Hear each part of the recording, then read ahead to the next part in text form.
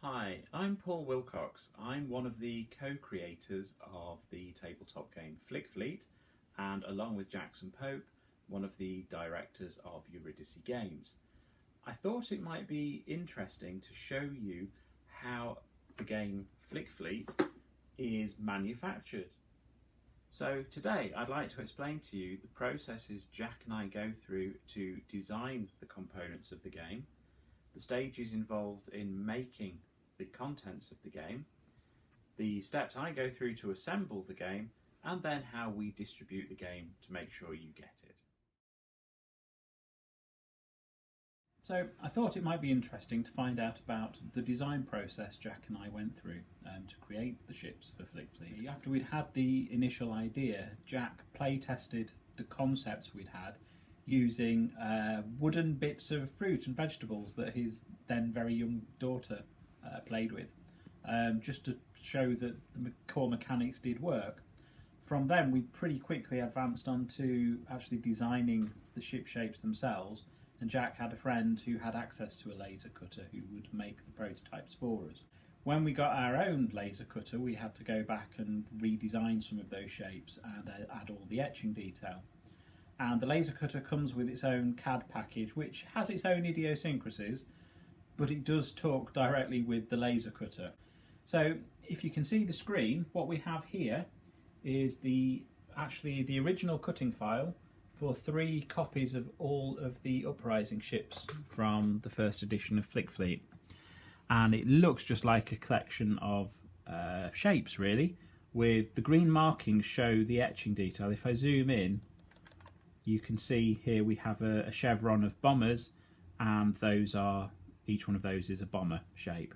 Creating ships since then, there's a lot of trial and error and discussion about shapes and sizes, and I can show you some of the things we're designing at the moment for the current Kickstarter we've got running. So let's have a look at that one. So this is the idea for the repair skiff. As I basically cut the back off a carrier and the front off a destroyer, fiddled around with the shapes and ratios and joined them together, and then I just had fun with the etching detail, really. With it being a ship that docks onto and repairs other ships, I wanted it to have some sort of claw arm, crane kind of thing to fasten on. So I managed to draw a collection of shapes which, organised and oriented together, made this kind of grabber claw shape, which I rather like. And I had to do that once and then can replicate it, rotate it, move it. Play testing it with my daughter, we discovered that the original version of this didn't quite work. The back portion was much larger, and it meant when you flicked it, it tended to rotate and not go where you wanted it to, which with a ship with the capabilities of this one, directionality is quite important. So it was back to the laptop, we cut down the back edge.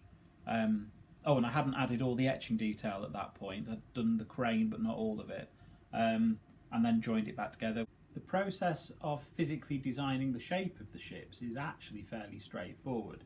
You tend to get an idea and go with it. What's far more time consuming is creating the capabilities of the ship and how it's actually going to function in play. And that is useful that you can prototype a copy of the ship, but then you need to play test it quite a lot, and we do that extensively, because finding out, has this ship got the right attack capabilities versus the defense capabilities? Does it do something distinct to the other ships that we already make? Do we introduce too many new ideas with the ship? Does it get too complicated? And that's an interesting set of challenges, and it's great fun to play test with different options. Interestingly, with this Kickstarter, one of our, I think, quite early backers said, wouldn't it be cool if we could have some sort of shipyard where the ships could be constructed, which could be potentially attacked by the enemy? And that got me thinking, yes, that is a really cool idea, and I had loads of ideas for scenarios that could be based around that one piece. So whilst I don't yet know if it will end up as a reward in this Kickstarter, it was something that I was so excited by the idea, I got up, came downstairs and started doodling away on the computer to come up with something, and I came up with the idea that's on the screen. So this is a shipyard, and the idea is ships will be built or repaired in these kind of two areas here. They're defended by turbo laser cannons here, and my favourite little detail, the claw arms are back to anchor the frameworks in place while the ships are being built. The cutouts are, there's a circle there which we've already had the idea of making pieces that could work for either faction, the Uprising or the Imperium, in the neutral blue colour that we introduced in the scenario pack expansion, and having a red and a grey disc to show ownership of a potentially neutral piece. So that's why the circle there. This is the official prototype piece, and grey hull cubes fit neatly into the little holes, and the ownership disc fits into the middle, and I'm really happy with that.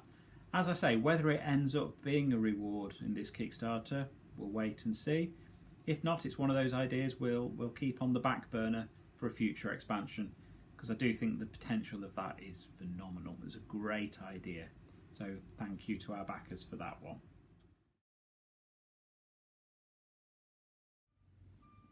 So before we begin, I'd just like to say welcome to our garage. As you can see, we've got the industrial grade laser cutter over here with its chiller unit, and this big silver pipe is the extraction hose. Okay, the exciting bit. Let's get the laser cutter switched on. So, chiller unit and the laser cutter.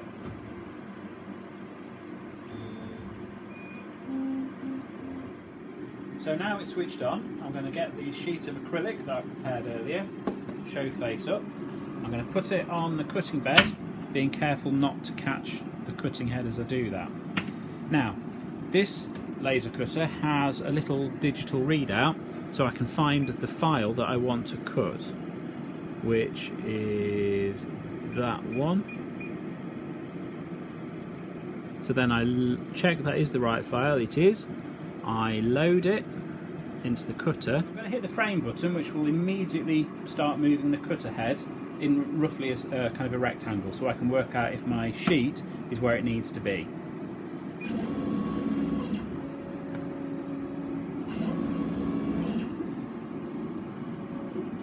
So then I have to close the head, because remember, it won't let me use the laser until the hood is down. It's then critical that you switch on the extraction unit and then hit the start button. So it's etching first, so do you want to come and have a look at it etching?